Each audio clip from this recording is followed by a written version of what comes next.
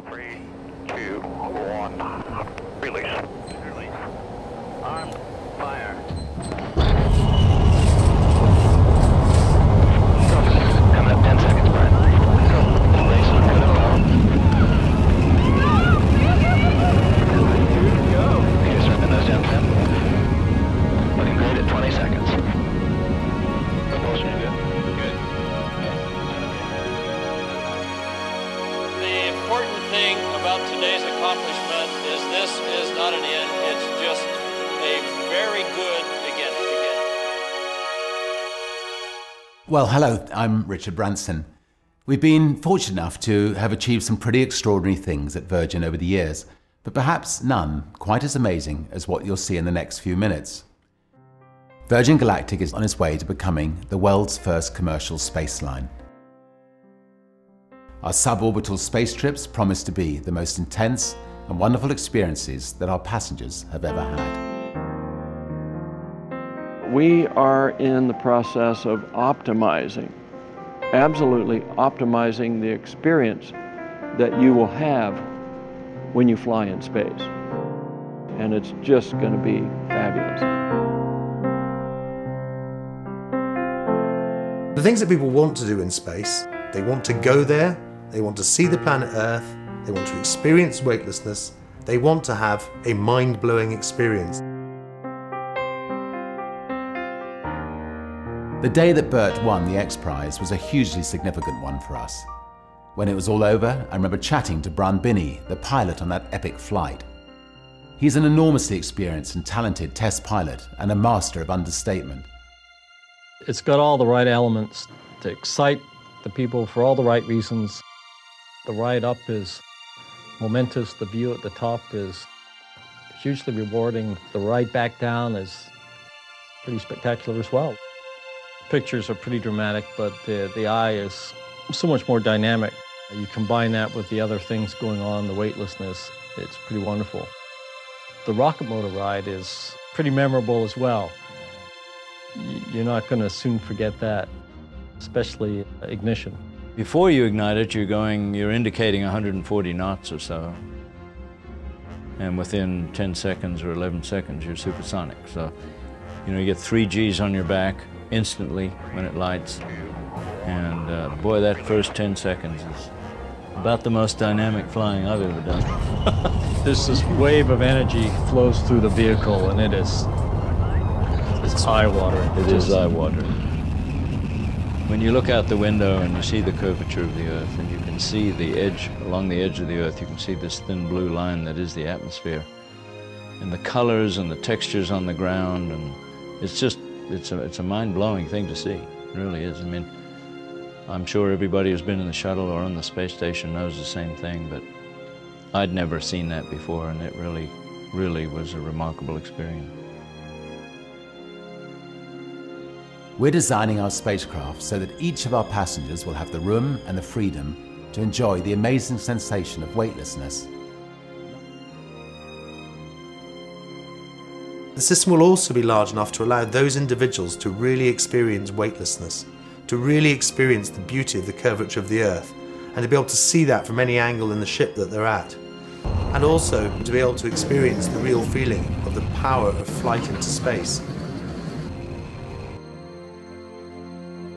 While you're up there, you got 4 to 5 minutes of zero-G and an enjoyment of an environment you've never experienced before. You've maybe seen it on covers of magazines, and now you're experiencing it firsthand. Right. It's a delight, it's a wonder.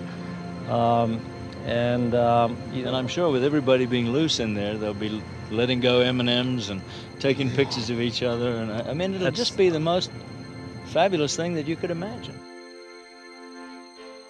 Safety is and will always be our guiding star. And we're helped enormously in that objective by Bert Rutan's genius for design and construction. When you air launch, almost out of the atmosphere, if you have any issues with the rocket engine, you shut it down, you dump the fuel, you glide in and make a normal landing. That's huge, that's extremely important. Where Virgin Galactic came along, we were looking at the space industry and looking at the pros and cons of it, and looking at the difficulties that it had. And one thing was certain, these government-based launch systems were very, very expensive and very dangerous.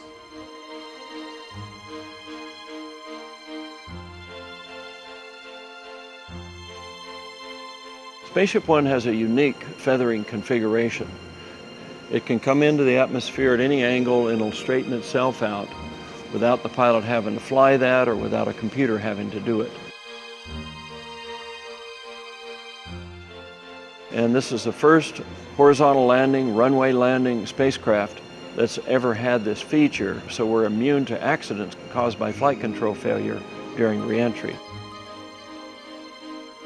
We'll also dramatically improve the environmental impact that has been associated to space travel in the past. We found a motor to power the Spaceship Two, working with Burt Rutan, which is much more environmentally benign than a solid fuel rocket motor launching from the ground as the shuttle does. The enormous amount of power that it takes to get a rocket launched from the ground doesn't apply to this system. We're actually going up in an aircraft with very state-of-the-art jet engines. Maybe one day those jet engines will be able to be fueled by renewable jet aviation fuel.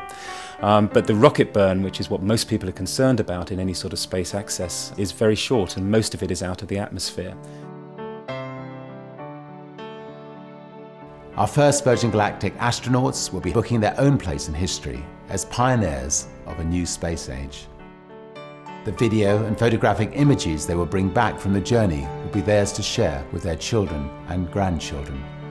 We knew that Virgin would do it right, and Virgin is doing it right. I mean, it's so exciting to see all the customers from all around the world. You know, people from every corner of the globe are here tonight looking at this new spaceship that we're all going to fly in. Every event they've had, they've shown us something new that makes you want to do it even more. It's pretty amazing. They actually keep the whole group involved very, very closely in all the developments. By the time the first astronauts have taken their seats in Spaceship Two, our aim will be to have them fully relaxed and fully trained after a program of 3 intensive days at the spaceport in New Mexico. Most of all, they will feel through this experience that they really have been up there where only 450 people have been over the last 45 years. I'll be going to space, and what's more, my parents and children will be coming with me. Best of all, we, and I hope you, will be travelling on a spaceship owned and operated by Virgin Galactic. Space is absolutely crucial. It's our communications, it's our logistics of moving goods and services, and it's also, most importantly of all, the science of what we understand and know about the planet we live on. We have great operational experience, which is just going to be so important in getting us off the ground. You know, Richard will do it right. He's just an incredible entrepreneur and a very spectacularly successful airline controller. And I think to run a space line, you need someone with that kind of experience.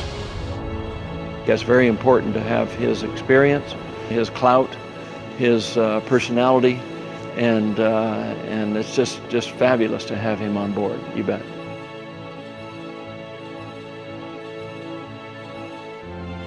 Well, I hope you'll be as excited and inspired by Virgin Galactic's mission as I am, and I'll see you up there.